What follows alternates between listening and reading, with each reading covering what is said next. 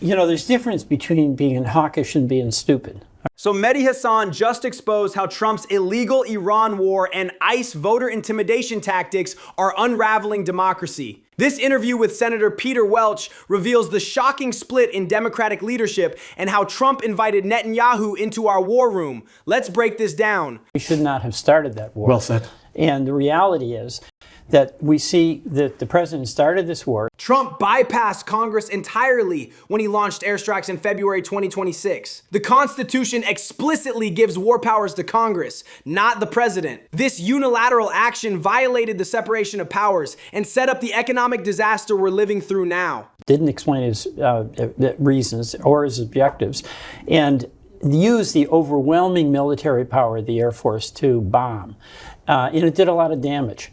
But then, as we've seen before, the asymmetric response comes. And now Iran closed the Strait of Hormuz and is inflicting enormous economic damage on the United States and, of course, the Western world. The Strait of Hormuz carries 20% of global oil supply. Iran, keeping it open for 47 years through multiple crises, showed restraint. Their closure is textbook asymmetric warfare, responding to overwhelming military force with economic leverage that hurts us more. But the president's actions have made us more, not less, vulnerable. Before Trump strikes, Iran kept shipping lanes open despite sanctions and tensions. After his bombing campaign, they closed the strait, and Americans are paying $4 more per gallon. Classic blowback. We're objectively less secure than before he acted. There's no one who understands what it is the president is doing, what he hopes to achieve, and how he's going to achieve it. This echoes Trump's chaotic Syria withdrawal and his Iran nuclear deal abandonment. No strategy, no end game, just gut decisions that Congress has to clean up. The founders designed checks and balances specifically to prevent this kind of impulsive warmongering. But they're also acutely aware he's going to be coming in asking for $200 billion. That's going to be $1,400 out of every household's pocket. There's $2,000 additional gas bill that you're going to have. That $1,400 per household translates to real pain. Recent polling shows 72% oppose the war. Meanwhile, that $200 billion could fund universal pre-K or infrastructure. Americans see the trade-off between foreign adventures and domestic needs. Voted just last night against transferring weapons to Israel. How did Chuck Schumer vote last night? And he voted for it. We disagree. How many people voted against the weapons? 7.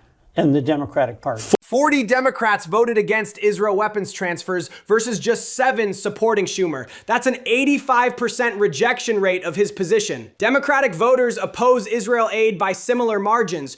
Schumer's completely out of step with his own party base. How can he lead a caucus if he's in a minority of 7, Senator Welch? When 6/7 of your caucus votes against you, you're not leading, you're being dragged. Imagine a ship captain steering against the crew's navigation. Mainstream media still treats Schumer as the voice of Democrats when clearly he's isolated. Senator Schumer is not the leader when it comes to where the Democratic Party is on what's going on with Israel, in Lebanon, in Iran. And the war is extremely unpopular. Polling shows 67% of Democrats oppose unconditional Israel aid, with younger Democrats at 80% opposition. The generational shift is massive. Older leadership defending policies their voters have abandoned. The base has moved on. Are now listening to their constituents who do not like this war, who think that it is making us less secure, and do not want to have Benjamin Netanyahu essentially dictating policy. George Washington warned against foreign nations gaining ascendant over our government. Netanyahu literally advised Trump on war decisions affecting American lives and treasury. That's exactly the kind of foreign influence our founders feared would corrupt our sovereignty. Trump did something astonishing. When he was making a decision about whether to commit us to war, he invited the leader of another country, Benjamin Netanyahu, into the Situation Room. And Netanyahu gave him assurances that if we bomb, then the Ayatollahs will collapse and there'll be regime change. No foreign leader has ever been in the Situation Room during war deliberations. This violates every security protocol. Netanyahu's regime change promises echo the WMD intelligence that led to Iraq. We're repeating the same catastrophic pattern of wishful thinking. Even with President Trump's own intelligence people saying that's farcical, Trump went ahead based on his, quote, gut. Our intelligence community assessed regime change as farcical. Trump ignored professional analysis for political theater. This mirrors his COVID response, dismissing experts for gut feelings. Pattern recognition suggests more disasters ahead when feelings override facts. Is President Trump crazy? That's the question. People are asking about the 25th Amendment, but think about it. We went to war and the Strait of Hormuz was open. The Ayatollahs had kept the strait open for 47 years. In response, they closed it. Iran kept the strait open through 8 years of war with Iraq, multiple Israeli strikes, and decades of sanctions. Their restraint maintained global stability. Trump broke 47 years of precedent with one bombing campaign. That's destabilizing genius. Well, number one, I don't know if you are aware of this, but I was the first Senate Democrat that said that President Biden should step down and not run for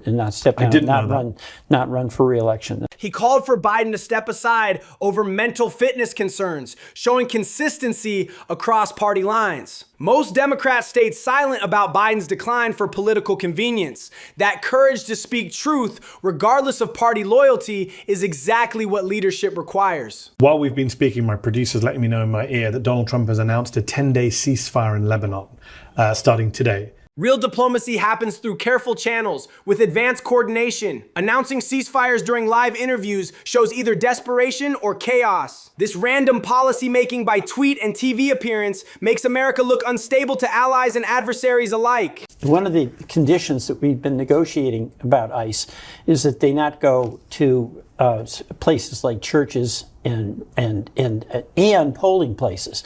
And the Republicans won't agree to us on that. Deploying ICE to polling stations echoes Jim Crow voter intimidation tactics. Armed federal agents at churches and voting sites send a clear message to immigrant communities. This is textbook authoritarianism, using law enforcement to discourage political participation by minorities. The SAVE Act would allow Homeland Security to basically get access to voter information in all of our states.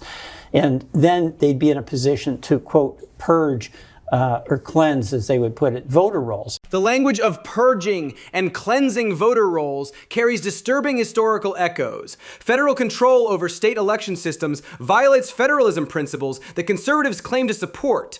This centralizes power exactly like the authoritarians they pretend to oppose.